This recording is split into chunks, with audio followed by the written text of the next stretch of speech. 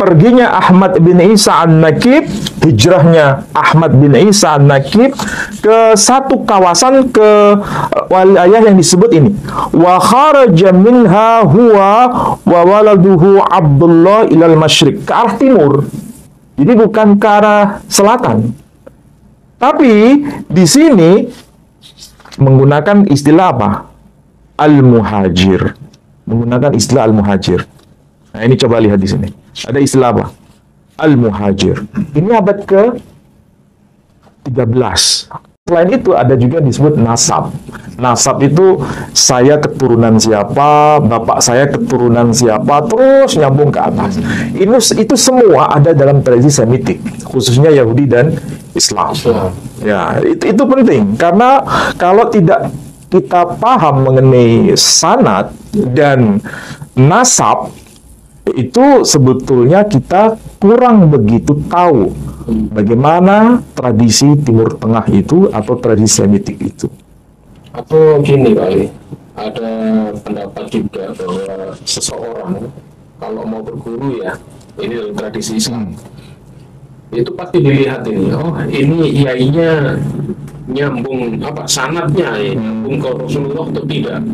Atau mungkin karena itu makanya dari beberapa kalangan, oh saya ini dari keturunan Wali Songo tidak ada sanad yang kemarin kita bahas juga. Ya. Nah, oh ini dari Habib, dari kalangan Ba'alawi. Nah, bagaimana ini Wali? Iya. Nah, itu memang tema yang sekarang lagi apa ya, diperdebatkan itu ya. Tapi coba kita mencermati secara apa?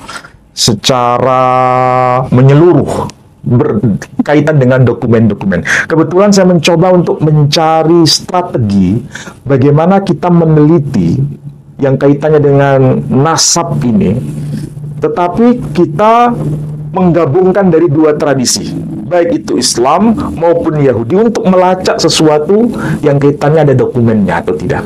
Nah, itu yang ingin saya bicara.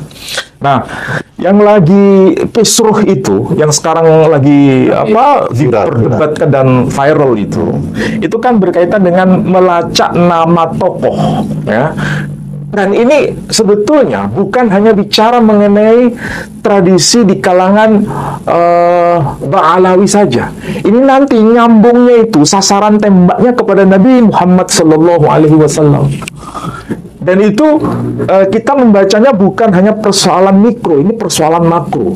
Kalau ini tidak jelas persoalan Ba'alawi ini, nanti non-muslim akan bicara mengenai tema yang lebih besar. Kalau yang soal Ba'alawi saja tidak jelas, bagaimana mengenai Muhammad SAW? Ini semakin tidak jelas. Dan itu sebetulnya yang kita bicarakan sekarang. Ya. Nah, tadi sudah saya katakan bahwa ketika kita melacak nasab Nabi Muhammad SAW, itu sambung sampai kepada Ismail alaihissalam, itu bukan hanya klaim dokumen sepihak dalam tradisi Islam. Kalau seandainya itu klaim dokumen sepihak tradisi Islam, sudah selesai. Kita tidak akan bicara mengenai diskusi lintas agama. Tapi masalahnya, apakah dokumen Islam itu divalidasi dengan dokumen di luar Islam? Itu pertanyaan besar. Untuk meyakinkan orang, untuk meyakinkan siapapun yang belum mengenal Islam, otomatis kita harus bisa menghadirkan validasi dari dokumen eksternal. Nah, dari situlah tadi saya sebut mengenai salah satunya dokumen dari Santo Theophanes, kemudian dokumen tanah itu sendiri, dari mengenai Kedar sampai Ismail disebutkan. Bahkan Rabbi Maimonides menyebutkan nasab Nabi kita Muhammad SAW nyambung kepada Kedar, dan itu dokumen Yahudi sendiri. Cuma hari ini mungkin tidak konsentrasi ke tradisi Yahudi lebih khusus ya. Ini hanya informasi, sekilas info saja. Nanti suatu saat kita akan bicara lebih konkret. Nah, sekali lagi kalau kita kembali pada persoalan nasab Ba'alawi itu kan sebenarnya ini dokumen yang harus bisa divalidasi dari tradisi di luar komunitas kaum habaib Ba'alawi. Ya. Kalau kita bicara mengenai tema sentral ini, itu kan sebetulnya nama yang paling puncak itu adalah Ahmad Al-Abah, ya, bin Isa Ar-Rumi, bin Muhammad An-Naqib, bin Ali Al-Uraidi, bin Ja'far As-Sadiq, bin Muhammad Al-Baqir, bin Ali Zainal Abidin, bin Husain ibn Ali, bin Ali bin Abi Thalib, atau bin dari Sayyidah Fatimah Az-Zahra bin Muhammad sallallahu alaihi wasallam. Itu sudah diketahui umum. Baik itu dari kalangan dokumen Ba'alawi atau dokumen di luar tradisi Ba'alawi. Sudah dikenal. Cuma masalahnya, anak-anak dari Ahmad Al-Abah itu siapa saja, itu yang diperdebatkan. Karena nanti ini ada satu tokoh, namanya adalah apakah itu Ubaidillah atau Abdullah. Ini nyambung tidak dengan Ahmad Al-Abah? Kalau tidak nyambung, berarti keturunan dari Ubaidillah, Imam Ubaidillah, itu memang bukan keturunan Nabi Shallallahu Alaihi Wasallam. Kalau tidak nyambung, itu menurut mereka yang berada pada jalur keilmuan yang sedang disodorkan oleh Kiai Haji Imaduddin. Kalau tidak bisa dikonfirmasi dari dokumen eksternal, ini ya butuh pembanding. Sebagaimana yang tadi saya sebutkan, kalau bicara mengenai nasab Nabi Muhammad Sallallahu Alaihi Wasallam itu berdasar dokumen Islam, selesai. Tapi apakah bisa dikonfirmasi dengan dokumen di luar Islam? Banyak ternyata ada. Ya. Nah, kasus yang sama, apakah bisa dibuktikan bahwa Ubaidillah itu nasabnya nyambung kepada Ahmad Al-Abah? Kalau tidak bisa menghadirkan dokumen pembanding, itu yang sedang dipersoalkan. Nah, dari situlah sebenarnya ada cara atau strategi untuk mencari dokumen-dokumen itu. Saya mencoba membandingkan, Pak Edi. Kalau kita melihat dari tokoh yang bernama siapa itu Ubaidillah, ya, Ubaidillah atau Abdullah, itu masih diperdebatkan apakah ini orang yang sama atau orang yang beda, ya. Tapi yang jelas kalau kita melihat dokumen-dokumen yang awal, ya, dokumen awal dari para ulama, kita bisa misalnya melihat dokumen yang ditulis oleh Ibnu Tobatobah, yang beliau menulis kitab, namanya itu judulnya adalah Muntakilah At-Talibiyah. Itu beliau kalau tidak keliru wafat tahun 478 Hijri alias abad kelima, ya. Itu tidak menyebutkan nama Abdullah, juga tidak menyebutkan nama Ubaidillah. Kemudian tulisan dari Al-Ubaidi, itu beliau menulis kitab namanya Tahdzibul Ansab. Itu abad kelima juga tidak menyebutkan tokoh yang bernama Ubaidillah ataupun Abdullah. Ada kitab lagi yang ditulis pada abad ke-5 Hijri, ya. Penulisnya adalah Al-Umari. Kitabnya berjudul Al-Majdi fil Ansab. Itu juga tidak menyebutkan tokoh yang bernama Ubaidillah ataupun Abdullah. Kemudian satu kitab lagi, karangan dari Al-Marwazi. Beliau wafat tahun 616 Hijri, berarti abad ke-7. Judul kitabnya Al-Fahri. Juga tidak menyebutkan nama Abdullah ataupun Ubaidillah. Kemudian Fakhrur Razi, atau yang disapa dengan nama Ar-Razi, Imam Ar-Razi. Beliau wafat tahun 606 Hijri, berarti abad ke berapa? Ke-7. Beliau menulis kitab yang namanya Asy-Syajarah Al-Mubarakah. Juga tidak menyebut nama Ubaidillah ataupun Abdullah. Kemudian Imam Ibnu Taqtaqi, dia menulis kitab yang namanya Al-Asili fi Ansabit Talibin. Juga tidak menyebutkan nama tokoh Ubaidillah maupun Abdullah. Kemudian Ibnu Ambah, dia menulis kitab Umdatut Talib. Juga tidak menyebutkan nama tokoh yang bernama Ubaidillah maupun Abdullah.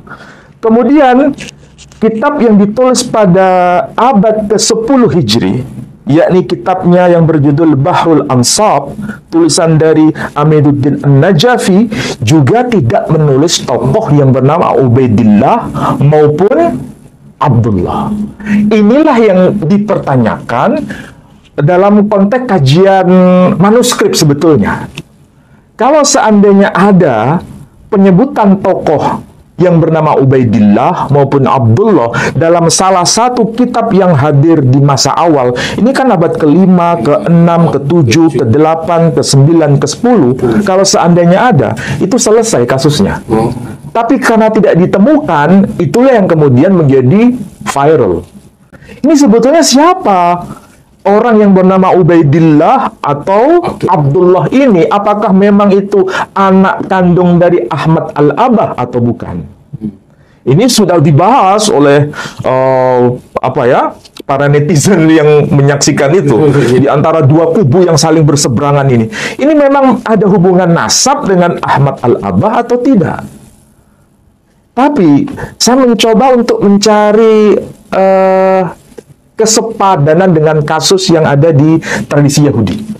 Tapi bukan bicara mengenai tokoh, nama tokoh, tapi nama tempat. Nama tempat. Ya. Tapi sebelum saya bahas ini secara lebih konkret, saya berikan informasi bahwa memang ada penegasan, tapi itu merupakan sebuah interpretasi.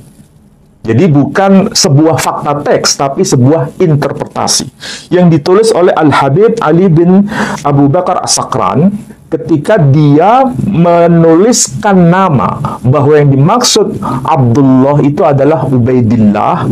Itu beliau pada abad ke-10. Ada salah satunya ya. Berarti kita bisa mendeteksi beliau wafat itu tahun 895 Hijri dalam kitabnya yang bernama Al-Burqah, kitabnya. Ini abad ke-10.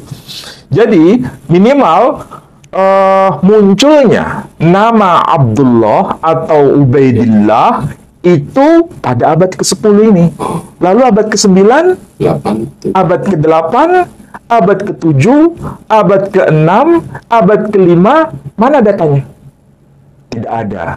Nah, itulah yang ditanyakan oleh mereka yang satu haluan dengan pemikiran Kiai Haji Imaduddin. Nah, saya yakin kalau ini bisa ditemukan, itu akan membuat data ini semakin luar biasa. Ini kan semangat akademik sebenarnya.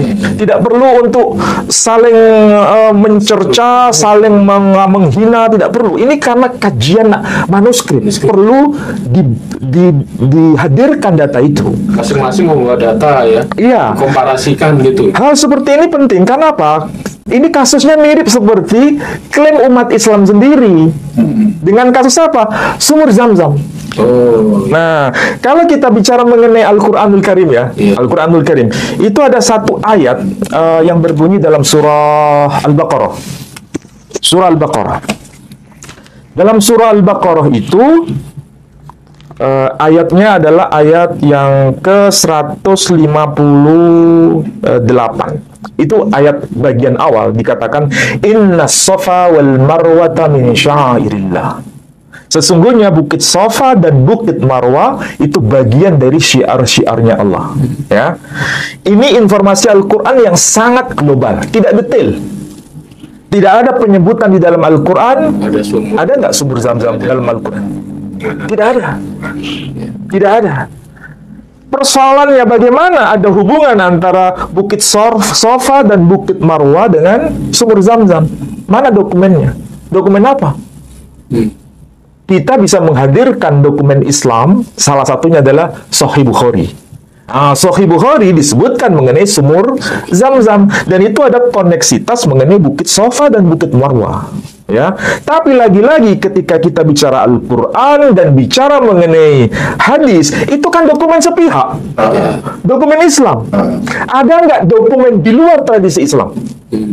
Kalau kita dihadapkan dengan hujah kepada non-Muslim, kira-kira jawaban kita apa? Iya. Ada nggak disebutkan sumur Zam-Zam? di dalam dokumen di luar tradisi Islam? Kalau itu pertanyaan ditujukan kepada kita, kita harus bisa menjawab, ada dokumen eksternal. Tidak mungkin tidak ada. Nah, disitulah kita mencoba mempelajarinya. Dan dokumen itu ketemu dalam tradisi Yahudi. Nah, dari mana itu kita mulai? Nah, kita akan coba ya, lacak. Ya, kita akan coba lacak. Kalau kita ini merujuk salah satu rabi besar, ini namanya Rabi Sa'adia Gaon. Ya, Rabi Sa'adia Gaon. Beliau itu lahir tahun 882 Masehi, meninggal tahun 942 Masehi. Berarti beliau hidup pada abad ke-9 hingga abad ke-10 Masehi. Nah, kasus yang mirip yang sekarang jadi ramai itu mengenai nama apa itu? Ubaidillah dan Abdullah. Nah, coba lihat di sini. Kita bisa lihat dari kitab Ar-Raudul Jali fi Nasab Bani Alawi. Ini tulisan dari Al-Imam Sayyid Muhammad Murtada Az-Zabidi. Beliau wafat tahun 1205 Hijri. Berarti ini abad ke-13. Tapi apa yang dikatakan oleh Az-Zabidi? Dia mengatakan satu kata yang penting untuk kita cermati. Di sini dikatakan apa? Nama yang muncul itu dikatakan wa amma waladuhu Abdullah wakila Ubaidillah. Disebutkan Ubaidillah. Namanya adalah Abdullah, ya. Wakila itu konon katanya. Jadi tidak pasti. Tidak pasti itu ya berarti bisa iya, bisa enggak. Kila, katanya kalau bahasa anak Surabaya, katanya itu namanya Ubaidillah. Wakila Ubaidillah. Kasus seperti ini bisa jadi kita harus mencari apakah betul sebenarnya namanya itu Abdullah atau Ubaidillah. Tidak mungkin dua-duanya benar, atau salah satunya pasti ada yang benar. Cuma apakah tafsiran, ini tafsiran ya, ditafsirkan bahwa ini bentuk tasghir. Tasghir itu apa itu maksudnya? Mengecilkan diri. Bukan mengecilkan diri secara fisik, menganggap dirinya itu rendah. Maka nama Abdullah itu kan nama yang agung. Maka diganti menjadi Ubaidillah. Ini kan tafsiran. Kalau tafsiran ya sah-sah saja. Tapi apakah betul sebetulnya ini merupakan bentuk tasghir atau apa? Artinya sama tuh nggak Abdullah sama Ubaidillah? Ya kalau dari sisi makna harfiah ya tidak jauh beda. Sama ya. Cuma di sini perbedaannya apa? Huruf, ada huruf ya. Ubaidillah. Yang satu Abdullah tanpa huruf ya. Sama kayak kasus tadi ya. Kasusnya sama seperti zamum, zamzam. Cuma masalahnya mengenai zamum, zamzab, kemudian zamzam itu bisa dilacak bahwa itu ada kaitannya dengan Ismail karena semuanya disebutkan apa? Hai Ismailim. Iya kan? Berarti nggak mungkin ke tempat lokasi lain, nggak mungkin. Ini sebagai apa? Sebagai teks kunci. Kalau disebut Hai Ismailim, kalau kaitan dengan zamzam masuk akal. Tapi kalau Hai Ismailim kemudian pelaksanaan haji, hogim, kemudian ke zamum itu di mana? Nggak jelas, ya kan? Ini melalui kritik teks bisa ketemu. Tapi kalau berkaitan dengan Abdullah, Ubaidillah, pelacakannya dari semua dokumen abad ke-5, ke-4, ke-6, ke-7, ke-8 itu nggak ada semua datanya. Yang ke-10 baru ada. Bagaimana cara untuk mendeteksi itu? Ini kerja keras bagi kaum Alawi untuk membuktikan itu. Kalau bisa menemukan data seperti yang saya maksud tadi. Zamzam itu ditulis abad keberapa? 9, 10, 11, 12, 13, semua ada.